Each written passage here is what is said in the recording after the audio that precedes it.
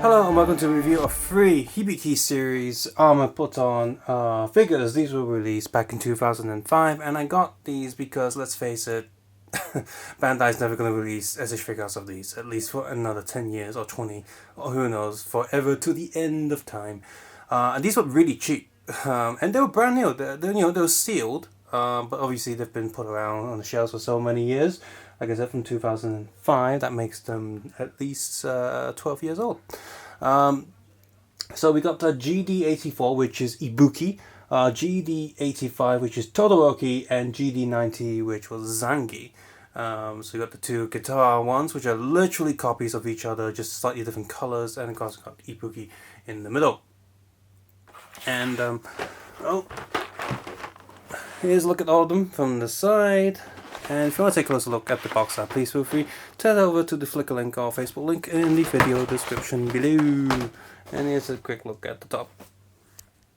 Open these up, Zanki-san had a red backing, Todoroki had a white backing, and Ibuki had the blue backing, and it just says the Henshin and the put on. I forgot the name of it. It'll be in the video title, but I forgot the actual term that they use. And all of them come with little plastic discs and stickers. So Ibuki, has a baggie like this. Got 3 sort of metallic colored plastic discs, and Zanki and Todoroki had like some bigger packs, but all still just 3 discs. And there's a sticker sheet inside. The stickers has stayed on pretty well onto the backing sheet. I'm not going to peel them off to put them on anything. Just feels like no point. So Todoroki and Zanki has the exact same sticker sheet. Ibuki has an advertising sheet advertising Blade, Vice and Ryuki figures that they are still releasing relatively. Actually no, it's 2002, says the 2004 and 2003. So but they're still selling them, and 2,000 yen each pretty much. And all of them were 2,000 yen. There wasn't like website exclusives or anything like that. It was just like, here's all the figures, 2,000 yen each. That's pretty much the exact same price I paid for these 3. Because in my head I times yen by 7 and then we move a 0, so it's about 140 something along those. And on the back here they're advertising some of the Ibuki stuff as well as the Ibuki figure and the Ibuki DX stuff. So it's like a blast from the past, and some sort of registration card for the Ibuki one. So I'm not really sure what this is for. Oh, it's a survey card. Right, you cut it and you send it back to Bandai. And yeah, so you got the instruction sheets, which are very much like the instruction sheets you still get today. Black and white, very basic, simple, telling you exactly how to play with your toy, and there's nothing on the back.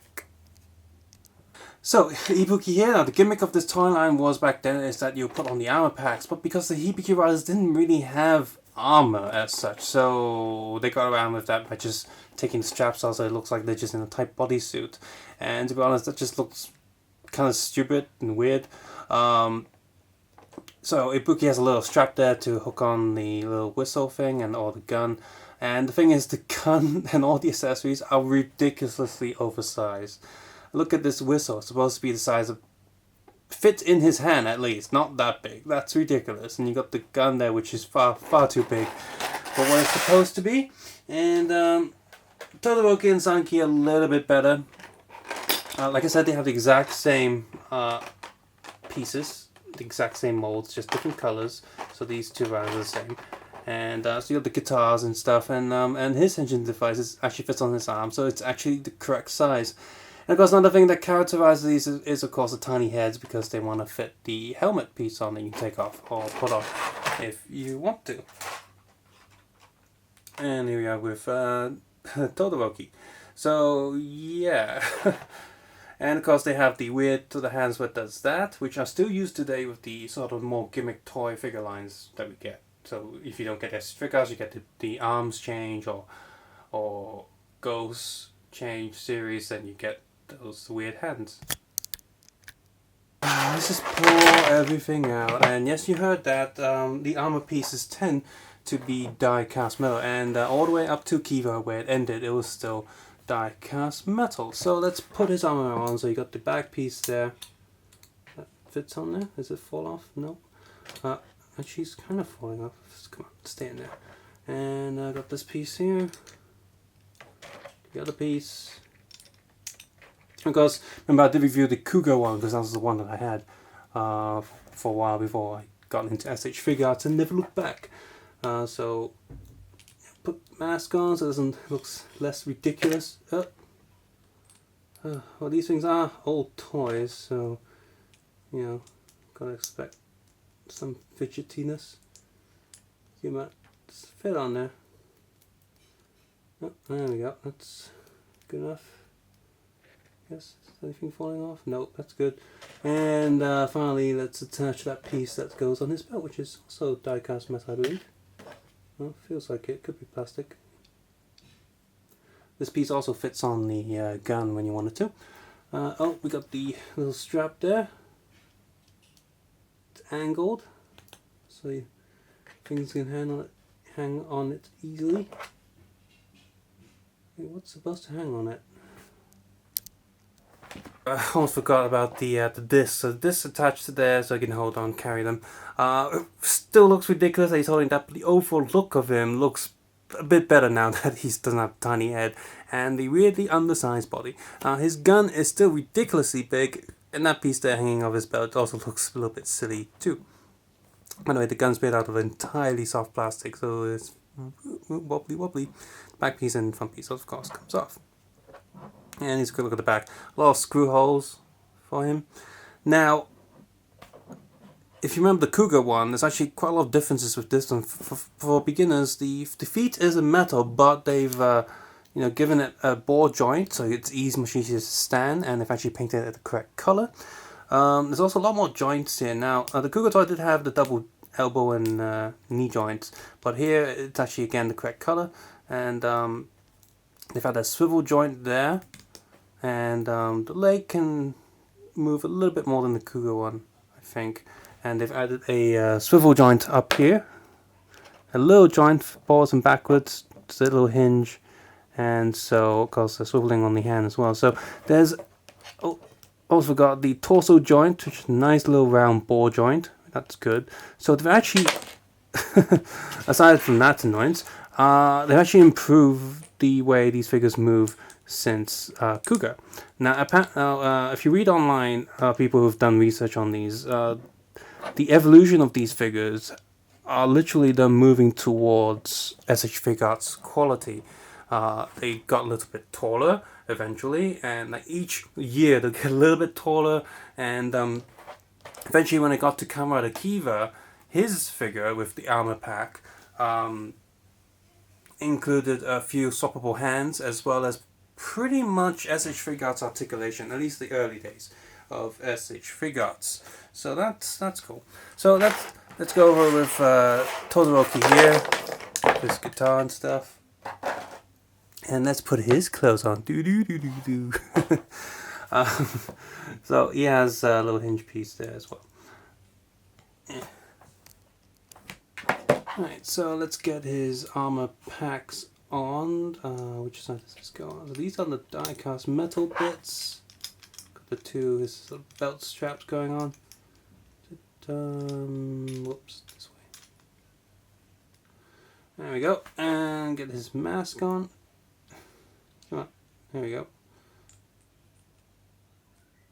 And you probably could buy like an SH Figure Arts Ibuki and then use this, these bits to alter it just enough to turn it into that. I'm gonna use this one on him. So the thing with these ones is they've actually come with more accessories than the early days of Figure Arts, because early days of Figure Arts there weren't that many accessory bits until later where they got a lot more. So it's sort of weird, like between these and the early Figure Arts you have what you get for later Figure Arts. So and for time reasons I've already dressed up Zanki-san in an slightly alternate way, so you can see the differences between the parts. So there we are. So we have the open axe open guitar where they actually play it. Oops, get back into focus range. They have the same articulation as Ibuki. I have his sort of Henshin device open, and this one has the closed one. And I have this his belt buckle attached there, so he's attached it back on his body, and both of them have an extra little peg on the back of their hand. That's where you can stick the disc, because they do that in the show. They stick it on their hand there, and it spins, and they do something to it. So in terms of articulation, these guys are pretty good for back then. And they don't have any extra hands and stuff, but that's because their hands actually move. And they have more than enough accessories. They pretty much have all the accessories they need, especially for a toy back then and what the price it was going for. Plus you got the die-cast metal bits. These are pretty good. And they weren't just redoing stuff from when Kuga was releasing. Agito was pretty much the same as Kuga, but then when it got to Ryuki and Faiz and Blade, they improved it, and we got to Hibiki, they improved it a lot more. Later with Den-O, because Kabuto was pretty good. From what I saw online, you have the different armors, cast off, cast on. We still don't have it put on Kabuto figure arts, but we have the like the figure rise of Faiz and Kabuto, so we got that going on.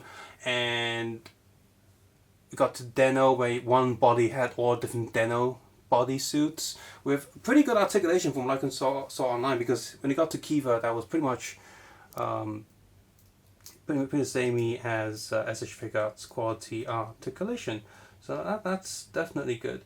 Now, like I said, these figures got a little bit taller and scale got a bit more uniformed as time went on. So here we have SH Figure Arts Hibiki, which I'm going to say right now, it's getting quite annoying that quite a lot of his paint keeps chipping off, especially around the lake area. That's what you get with like shiny paint and stuff. But hey, the old ones aren't that not shiny. They've molded shininess into plastic, but yeah, it's not as shiny as the actual suit color or the SH Figure Arts one, but it still gets the job done. Now you can see these guys, yeah, they're a little bit shorter than Hibiki, but with camera tricks and stuff, they can look pretty close to Hibiki size. The molding on them don't look that bad. I mean, I'm quite impressed with the guitar and the little piece that they put on the guitar and the little Henshin devices. Obviously, Ibuki's molding is ridiculous. His accessories are far too big, but they look okay for what they are. And so yeah, these old figures are pretty good. I wasn't expecting them to be that good, but I saw them in the shop. They were really cheap, and I thought, hey, no figure arts for these, so I might as well pick them up and see how they are. So I kind of want to find all the other Hibiki figures for these and see how that goes. But as of they are right now, if you see them, find them for cheap, then definitely consider picking them up if you're a big Hibiki fan. And there are a lot of Hibiki fans out there, because the series is actually pretty decent. For something that wasn't originally Kamen Rider, got messed around with, became Kamen Rider show, and then more messes happened to it. It's still surprisingly good. So yeah, subscribe, suggest, and comment below. And guys, take care and have a nice day. I will see you guys soon. Bye bye now.